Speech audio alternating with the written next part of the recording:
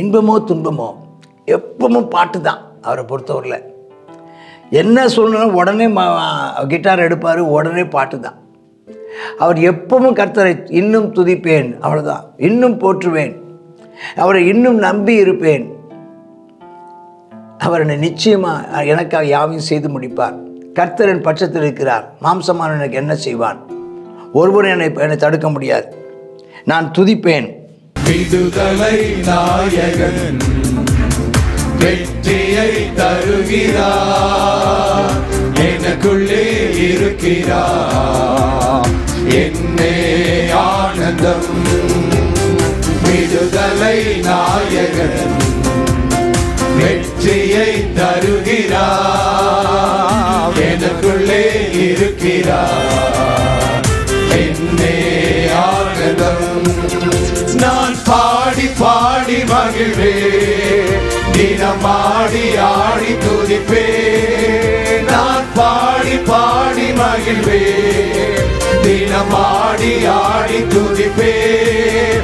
எங்கும் ஓடி ஓடி சொல்லுவேன், எங்கும் ஓடி ஓடி சொல்லுவேன், என் இயேசு ஜீவிக்கிறார், என் இயேசு ஜீவிக்கிறார்.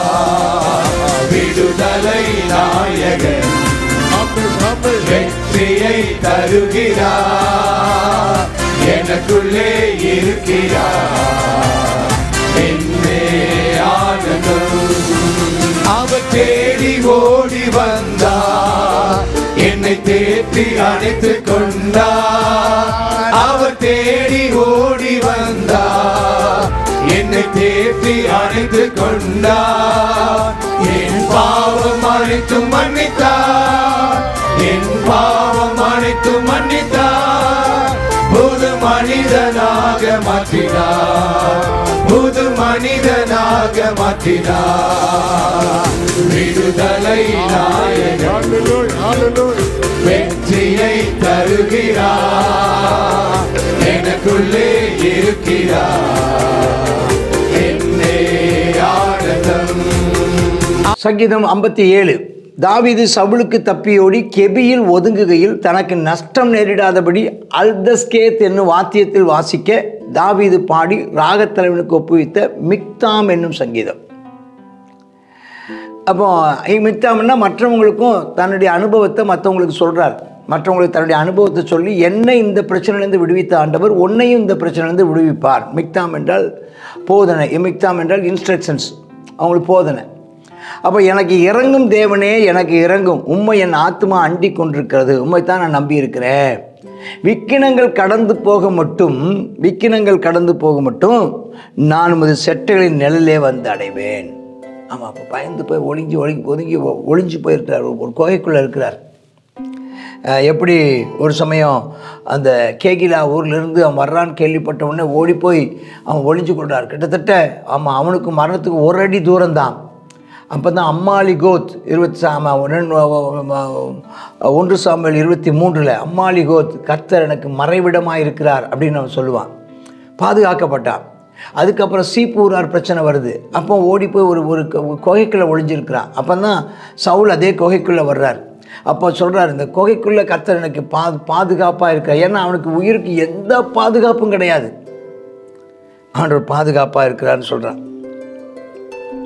ஆமென், ஸ்தோத்திரம். நான் வந்து அடைவேன், எனக்கு இந்த இதை வச்சு தான் இந்த உமது செட்டைகளின் நிழலிலே வந்து அடைவேன். இது 91ஆம் சங்கீதத்தில் பார்க்குறோம், அவர் செட்டையின் கீழ் அடைக்கலம் போகுவேன்னு.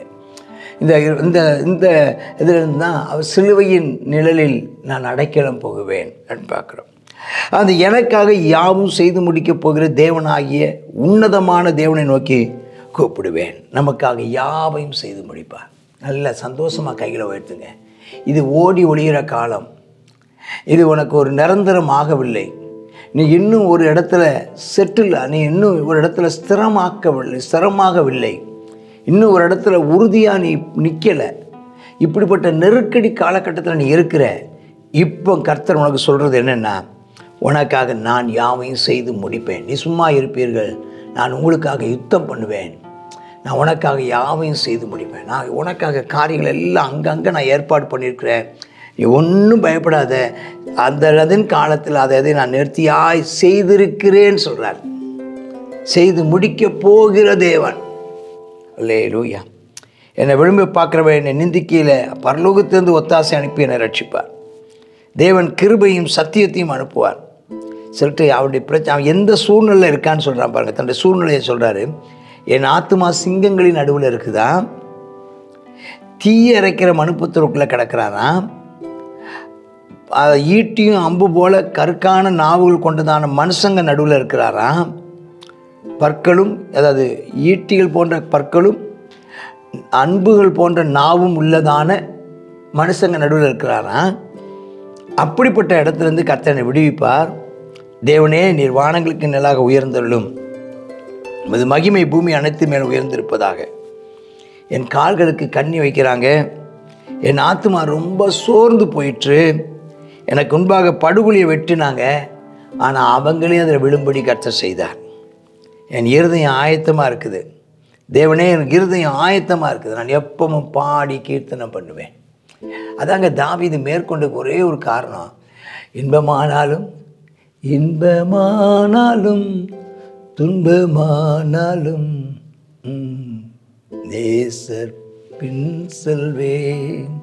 இன்பமோ துன்பமோ எப்பவும் பாட்டு தான் அவரை பொறுத்தவரையில்.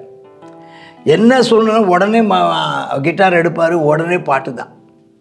அவர் எப்பவும் கர்த்தரை இன்னும் துதிப்பேன், அவ்வளோதான். இன்னும் போற்றுவேன், அவரை இன்னும் நம்பி இருப்பேன். அவர் என்னை நிச்சயமாக எனக்காக யாவையும் செய்து முடிப்பார். கர்த்தரின் பட்சத்தில் இருக்கிறார். மாம்சமான எனக்கு என்ன செய்வான்? ஒருவரும் என்னை தடுக்க முடியாது. நான் துதிப்பேன். நான் எப்பவும் ஆயத்தமாக இருக்கிறேன். என் மகிமையே விழிச்சுக்கோ, வீணையே சுரமண்டலமே விழி, அதிகாலையே விழித்துக்கொள்வேன். ரொம்ப கவலைன்னு சொல்லிட்டு காலையில் தூங்காதீங்க. ரொம்ப கவலையாக இருக்குது, ரொம்ப பாரமாக இருக்குன்னு ரொம்ப நேரம் தூங்காதீங்க. எழும்புங்க, காலையிலே எழும்புங்க, துதிக்க ஆரம்பிங்க. கட்டுகள் உடையும், பாரங்கள் அகன்று போகும். ஹல்லேலூயா. சத்துருக்கள் விலகி போவாங்க. கிருபையும் சத்தியமும் நம்மை சூழ்ந்து கொள்ளும். கிருபையும் சத்தியமும் சூழ்ந்து கொள்ளும். அவர் ஆண்டவரே, வானங்களுக்கு மேலாக உயர்ந்த கர்த்தாவே எழுந்திருடும், சத்துருக்கள் சிதறண்டு போவதாக. உம்முடைய மகிமை பூமி அனைத்தின் மேலே உயர்ந்திருப்பதாக, மகிமை வெளிப்படுவதாகப்பா. நான் உம்மை துதிப்பேன், ஜாதிகளுக்கு உம்மை கீர்த்தனம் பண்ணுவேன். வீணையே சுருமண்டலமே விழியுங்கள். காலையில் நான் அவரை துதிப்பேன். நீ காலையிலே அவரை துதியுங்கள், மாலையிலும் அவரை துதியுங்கள், மதியத்திலும் அவரை போற்றுங்கள், நடு சாமத்திலையும் அவரை உயர்த்துங்கள். வேறு என்ன நம்ம செய்ய முடியும்? வேறு என்ன செய்ய முடியும்? வேறு என்ன செய்ய முடியும்? எங்கே போவோம்? யாரிடத்தில் போவோம்? நான் என் பட்டயத்தை நம்பவில்லை, என் வில்லை நான் நம்பவில்லை. எனக்கு மனிதர் பலம் இல்லை, எனக்கு புயபலமும் இல்லை. எனக்கு கர்த்தரே எனக்கு எல்லாவற்றுக்கும் எல்லாமா இருக்கிறார். அவர் எனக்காக யாவையும் செய்து முடிப்பார். அவர் எனக்காக யுத்தம் பண்ணுவார். அவர் எனக்காக எங்கே பரிந்து பேசணுமோ அங்கே எனக்காக அவர் பரிந்து பேசுவார். அவர் என் தேவன். அவரை நான் நம்பி இருக்கிறேன். ஆமென், ஆமென். God bless you. சங்கீதம் 57 இதுவும் சவுலால் துரத்தப்படும் பொழுது எழுதப்பட்டதான சங்கீதங்கிறத பார்க்குறோம். இதுலேயும் என்ன சொல்கிறாருன்னா, விக்கினங்கள் கடந்து போகும் மட்டும் ஒரு செட்டைகளின் நிழலிலே வந்து அடைவேன். எவ்வளோ பாடுகள் நேரத்தில் என்ன செய்யணும்? நம்ம பாடுகள் நேரத்தில் வேறு ஏதாவது முடிவெடுக்கக்கூடாதான். கர்த்தருடைய செட்டைகளின் நிழலில் தான் நம்ம என்ன செய்யணும்? அடைக்கலமாக கொள்ள வேண்டும். ஏன்னு சொன்னால் அவர் சொல்கிறார், எனக்காக யாவையும் செய்து முடிக்கிற தேவனை நோக்கி நான் என்ன செய்வேன்? கூப்பிடுவேன். அவங்களாம் என்ன செய்கிறாங்க? என் காலுக்கு கண்ணி வைக்கிறாங்க, எங்களை குழிய வெட்டுறாங்க. அதனால் அந்த கண்ணி வைக்கும்போது அந்த கண்ணியில் அவங்க தான் அகப்படுவாங்க. குழிய வெட்டினாங்கன்னா அவங்க தான் அதுக்குள்ளே விழுவாங்க. நானும் கர்த்தரை பாடி கீர்த்தனை பண்ணுவேன். இந்த நாள் அந்த நம்பிக்கை நமக்கு இருக்கிறதா? நமக்கு நாம் தேவனுக்கு பிரியமாய் நடந்தால் எல்லா சத்துருக்களும் அவங்க தான் வெட்கப்பட்டு போவாங்க. நம்ம ஜெபம் பண்ணுவோம். நாம் சங்கீதக்காரனை போல எப்பொழுதும் நாம் என்ன செய்வோம்? பாடி கீர்த்தனம் பண்ணிக்கொண்டே இருப்போம். தேவனை உயர்த்தி கொண்டே மகிமைப்படுத்தி கொண்டே இருப்போம். கத்தாவே கிருபை இறக்கம் தானே நல்ல பிதாவே சர்வ வல்லமுள்ள தேவனே ஆமேன் அப்பா ஸ்தோத்திரம் ஆண்டவரே. அவ்வளோ பெரிய ராஜா கத்தா தங்களுடைய ராஜ மேன்மையெல்லாம் விட்டு அப்பா அந்த ஆமேனப்பா தாவீதை கத்தாவே ஸ்தோத்திரம் துரத்துக்கிறதுலே தன்னுடைய வாழ்நாளெல்லாம் ஆமேன் செலவழித்தார்ன்றதை பார்க்குறோம்ப்பா. ஆனாலும் எந்த சூழ்நிலை வந்தாலும் நீர் கத்தாவி தாவீதை அவருடைய கைகளில் ஒப்பு கொடுக்காமல் கத்தா நீர் மறைவிடமாக கேடகமாக பாதுகாப்பாக நீர் இருந்தபடியால் உமக்கு நன்றி செலுத்துகிறோம்.